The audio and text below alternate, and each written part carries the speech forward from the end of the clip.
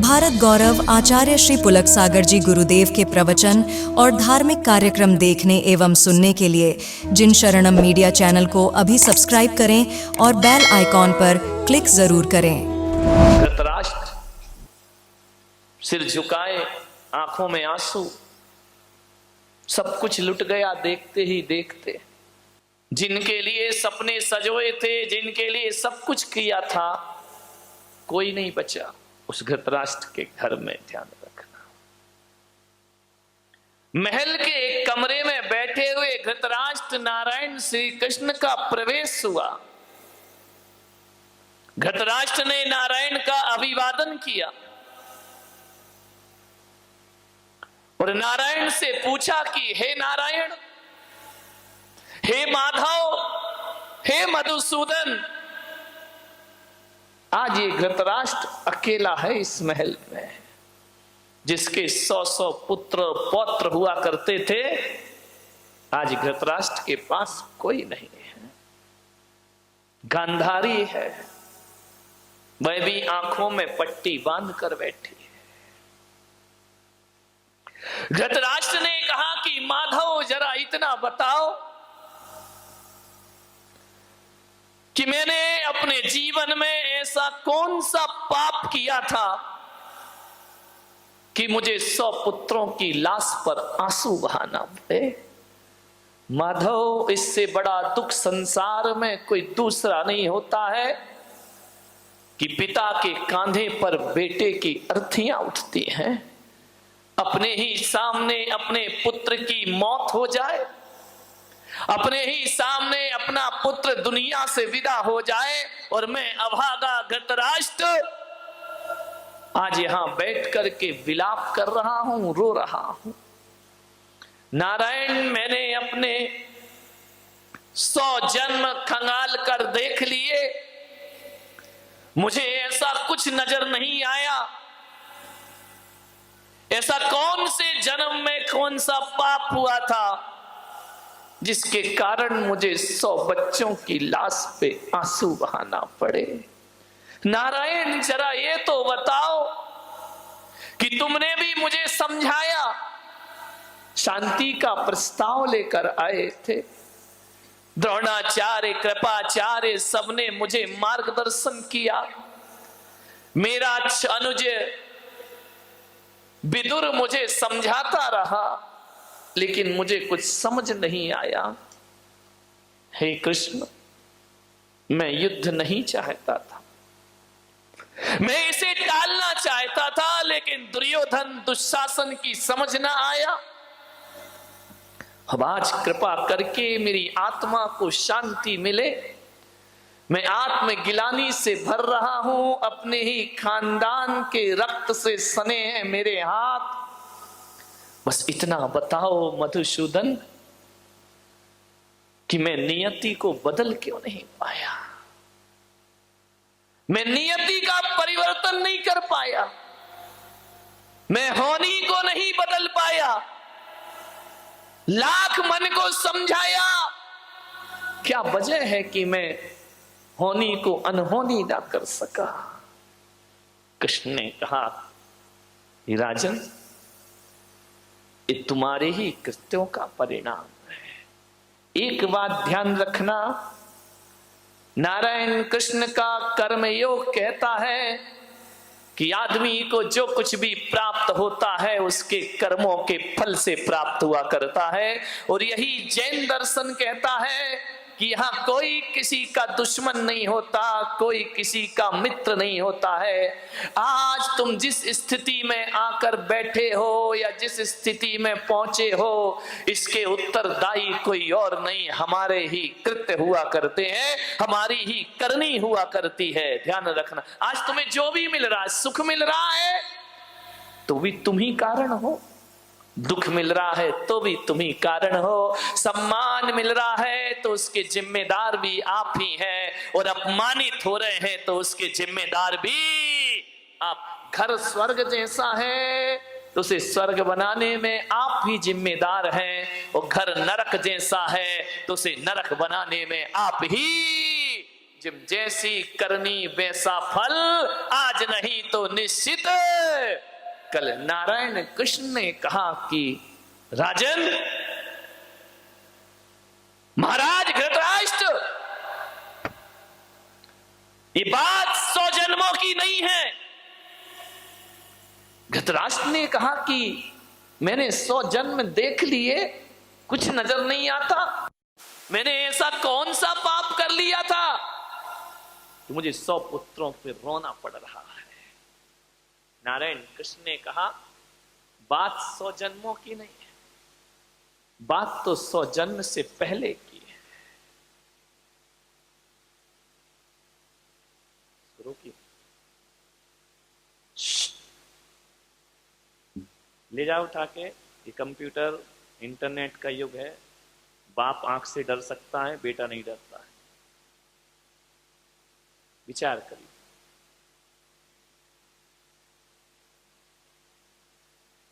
कृष्ण ने कहा कि आज से 100 जन्म पहले तुम बहुत बड़े सम्राट थे। धृतराष्ट्र ने कहा कि मैं सम्राट था? बड़े बड़े संवेदनशील थे, बड़े दयालु थे, आपके अंदर न्याय था, न्याय प्रिय शासक थे तुम। तुम्हारी यश कीर्ति सारी दुनिया में फैली हुई थी।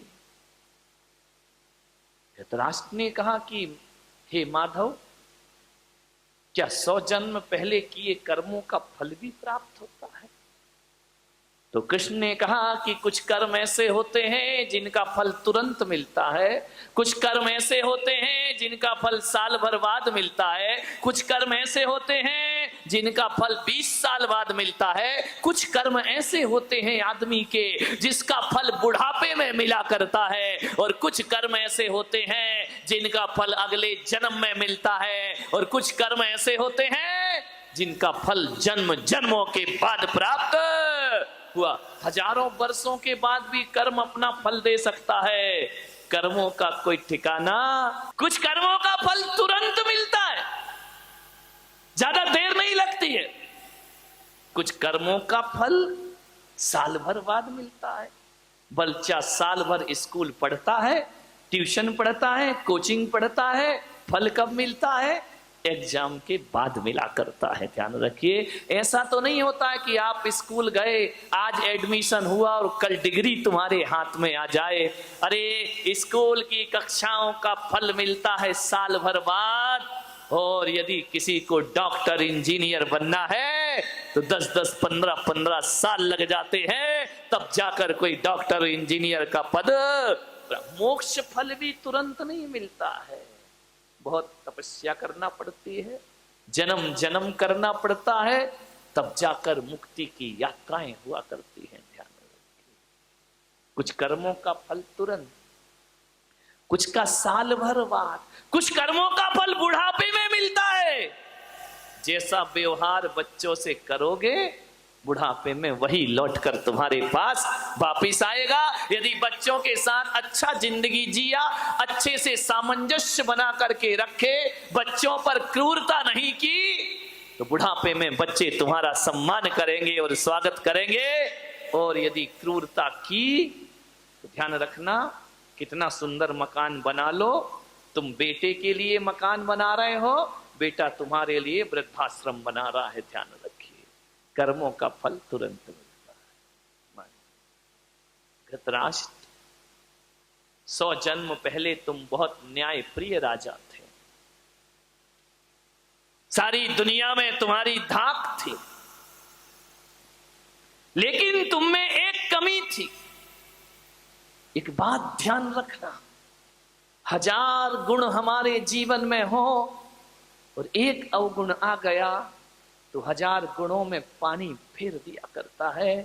1000 लीटर दूध रखा हो और उसमें एक बूंद नींबू की गिरा दी जाए तो पूरा दूध फट जाया करता है। आपसे मेरा निवेदन है कि गुणों का विकास हो या ना हो, हमारे जीवन में हमें अवगुणों से बचना चाहिए, क्योंकि एक अवगुण पूरे जीवन को बर्बाद महाराज एक अवगुण था आपके अंदर, आप भोजन प्रिय थे, आपको भोजन बहुत अच्छा लगता था, आप अपनी रसना इंद्री को नहीं जीत पाए थे और आपका वही स्वभाव था कि भोजन यदि बेस्वाद बनता था तो थाली फेंक दी जाती थी। महाराज सारे गुणों में एक अवगुण ने आपकी जिंदगी बर्बाद कर दी। आप भोजन प्रिय थे और एक रसोइया आपका भोजन बनाता था और एक दिन उस रसोइया को अच्छी सब्जियां प्राप्त नहीं हुई और उसे मालूम था कि यदि देर हो गई तो राजा मुझे मृत्यु दंड प्रदान कर देगा। उस रसोइये ने महल के पीछे जाकर के एक हंस के बच्चे को लेकर के आया और खाने को कुछ नहीं था। आप तो न्याय प्रिय शाकाहारी थे, लेकिन रसोइये ने हंस के बच्चे का मांस आपको खिला दिया। इतना मिर्च मसाला तेल उसमें डाला गया, आप समझ नहीं पाए कि ये क्या है, और रसोइये ने हंस का बच्चा खिलाया। आप खा गए महाराज, ना आपने देखा, ना विचार किया, ना आपने सोचा, उस मांस को आपने खाया और इतनी तारीफ करी उस रसोइये की, अपने गले का हार उतार कर उसे इनाम में दे दिया। रसोइये ने कहा अब तो मजा आ गया। धीरे धीरे उस रसोइये ने प्रतिदिन इनाम की लालच में 100 हंसों के बच्चों को मार मार कर आपको खिला दिया। आप खाते रहे महाराज, खाते रहे, जिह्वा के लोलुपी हो गए। मैं आपसे निवेदन करता हूं, आदमी किसी चीज पर ध्यान दे या ना दे, आदमी को अपने खान पान पर ध्यान जरूर देना चाहिए, क्योंकि भोजन से रक्त बनता है, भोजन से मांस बनता है, भोजन से सप्त धातुएं बनती हैं, भोजन से रक्त का निर्माण होता है और जैसा रक्त होता है वैसे विचार पैदा हो जाया करते हैं और जैसा विचार होता है वैसा ही आदमी का व्यवहार बन जाया करता है और जैसा व्यवहार होता है वही आदमी के संस्कार बन करके खड़े हो जाते। ध्यान, भोजन पे बहुत ध्यान रखना। महिलाओं से मेरा निवेदन है, जिसका खान पान शुद्ध होता है उसकी खानदान शुद्ध हुआ करती है। ध्यान रखिए, खान पान से खानदान का बड़ा रिश्ता है। मांसाहार आर्यों का भोजन नहीं है। आप आर्य कहलाते हैं, आर्य खंड में रहते हैं, ये आपका भोजन नहीं है, ये तो मिलेच्छों का भोजन है, ये पुण्यात्माओं का भोजन नहीं है, ये तो पापियों का भोजन है। मांसाहार, शाकाहार उत्तम आहार, मांसाहार इस देश के लिए बहुत बड़ा कलंक है। ध्यान रखिए, आज अस्पतालों में जाकर के देखना तो शाकाहारी पेशेंट कम मिलते हैं, मांसाहारी पेशेंट ज्यादा मिला करते हैं। कैंसर की शिकायत है, टीबी की शिकायत है, ध्यान रखना, बीपी की शिकायत है, ये मांसाहारी लोगों को ज्यादा हुआ करती है। ध्यान रखिए, जो मांस भक्षण करते हैं उनसे अस्पताल भरे पड़े हैं। ध्यान रखना। मान्यवर, आपसे मेरा एक निवेदन है, बड़ी विनम्रता के साथ खान पान पर विशेष ध्यान दीजिए। क्या खाना, कब खाना, कैसा खाना, कितना खाना, ये भोजन के लिए विचार करना है।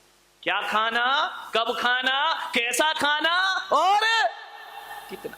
पशु को डालते जाओ डालते जाओ डालते जाओ, वो मना ही नहीं करता है, खाते जाता है खाते जाता है। पशु के पास तो इतना भी विवेक नहीं है, उसे प्यास लगती है तो नाली का पानी पी लिया करता है, उसे प्यास लगती है गटर का पानी पी लिया करता है। लेकिन मनुष्य को प्यास लगती है, प्यासा मर जाएगा लेकिन नाली और गटर का पानी पीने को तैयार नहीं हो। मनुष्य विवेकवान है, मनुष्य ज्ञानी है, जानवर अज्ञानी है, वो कुछ भी खा सकता है। आदमी के साथ ऐसा नहीं है। क्या खाना और क्या नहीं खाना, ये विवेक जागृत करो। प्रकृति ने तुम्हें शाकाहारी बनाकर भेजा है, मांसाहारी नहीं बनाया है। प्रकृति का नियम है, जो जैसा होता है उसे वैसा बना के भेजते हैं। जो मांसाहारी होते हैं उनके आगे के 4 दांत बड़े नुकीले हुआ करते हैं। अपने देखना, देखो घर जाके कैसे हैं दांत, शाकाहारियों जैसे हैं या मांसाहारियों जैसे हैं। मांसाहारी प्राणी जब पानी पीता है तो जीभ से चाट के पीता है, और शाकाहारी होता है वह चाट कर पानी नहीं पीता है, वह तो घूंट घूंट पानी पिया करता है। गाय पानी नहीं चाटती है, बकरी पानी नहीं चाटती है, हाथी पानी नहीं चाटता है, शेर चाट के पीता है, बिल्ली चाट के पीती है, कुत्ता चाट के पीता है। ये अंतर है एक शाकाहारी और मांसाहारी में। आप कैसे पानी पीते हैं बताइए, कैसे पीते हैं पानी? जीभ से चाट के या घूंट घूंट पिया करते हैं? तो आप शाकाहारी हैं। गाय कभी चाट के नहीं पीती पानी, भैंस नहीं पीती। शाकाहारी प्राणी जो भी होंगे वो चाट के पानी नहीं पीते हैं। मांसाहारियों के नाखून की बनावट अलग होती है, वह नुकीले होते हैं और घूम जाया करते। आपके नाखून तो ऐसे नहीं है ना, तो भगवान ने आपको मांसाहारी बनाया है या शाकाहारी बनाया है? जरा ईश्वर से जाके पूछना। मांसाहारी प्राणियों की आंखें रात के अंधेरे में लाल चमका करती हैं, शाकाहारी की नहीं चमका करती हैं। आपकी आंख अंधेरे में चमकती है या नहीं चमकती है? विचार करिए। प्रकृति ने आपको शाकाहारी बना करके भेजा हुआ है।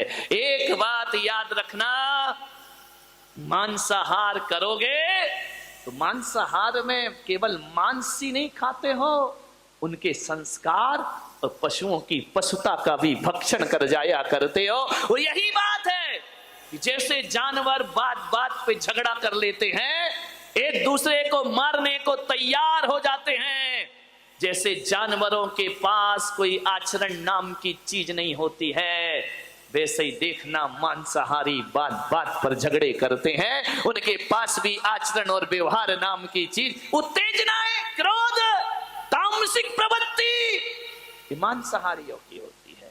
शाकाहारी कौम शांत रहा करती है, विचारों में तामसिकता पैदा करता है मांसाहार। एक बात याद रखना, शाकाहारी पशु स्नान ना करे तो भी दुर्गंध नहीं आती, लेकिन मांसाहारियों के शरीर से दुर्गंध आया करती है, बदबू आया करती है। विचार करिए, गाय में बदबू नहीं आती है कभी, शेर में दुर्गंध आती है। कभी देखना, शेर का मुंह देखकर किसी के अंदर करुणा नहीं आती है, लेकिन गौ माता को देख लो तो करुणा छलक छलक पड़ जाया करती है।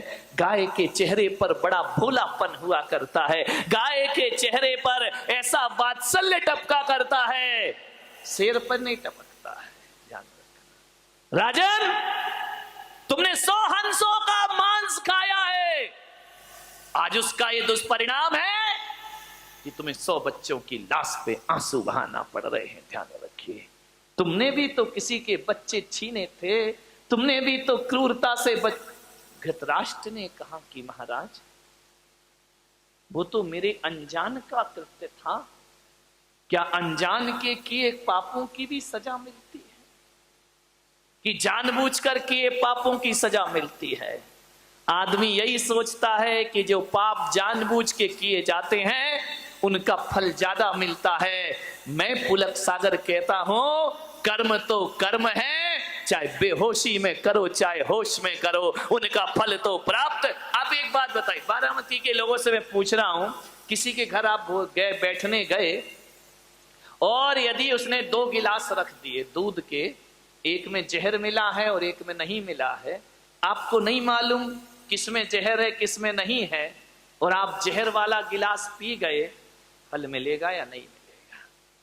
बोलिए, क्यों? आपने जानबूझ के थोड़ी पिया है, अनजाने में पिया है ना, फल प्राप्त होगा या नहीं होगा? ध्यान रखना, कर्म किसी को नहीं छोड़ा करते हैं। आप यदि अनजाने में इस प्लग में उंगली डाल दो, झटका लगेगा या नहीं लगेगा? नहीं, करंट को बोलना भाई वो तो अनजाने में हुआ, तू करंट क्यों लग रहा है मुझे? ध्यान रखिए, जानबूझ कर करो या अनजाने में, सजा तो प्राप्त जरूर। और एक बात याद रखना, जीवन में 90% पाप अनजाने में ही हुआ करते हैं मेरे भाई, जानबूझ के कोई पाप नहीं किया। 10% पाप जानबूझ के होते हैं, 90% पाप अनजाने में होते हैं। तो आप इस गफलत में ना रहें कि अनजान में किए गए पापों की सजा नहीं मिलती है। यदि अनजान में कांटे पर पांव रख दो तो वो भी चुभता है मेरे भाई, और अनजाने में कोई अंगार हाथ में रख दे तो वो भी जलाने का काम किया करता है। अज्ञान में भी यदि पाप किए हैं फल जरूर प्राप्त होगा। धृतराष्ट्र की आंखों से आंसू आने लगे, बोले हे माधव, ये तो बताओ कि मैं अंधा क्यों हो गया? राजघराने में पैदा हुआ, मेरे आंखों में रोशनी क्यों नहीं है? मैं इस वंश में, इस कुरु वंश में ऐसा राजा क्यों बना कि सिर पर ताज भी था लेकिन मैं देख नहीं सकता था? कृष्ण ने कहा इसके भी जिम्मेदार तुम ही हो, क्योंकि जब वो रसोइया मांस खिलाते रहा तो तुम अंधे बनकर के खाते रहे।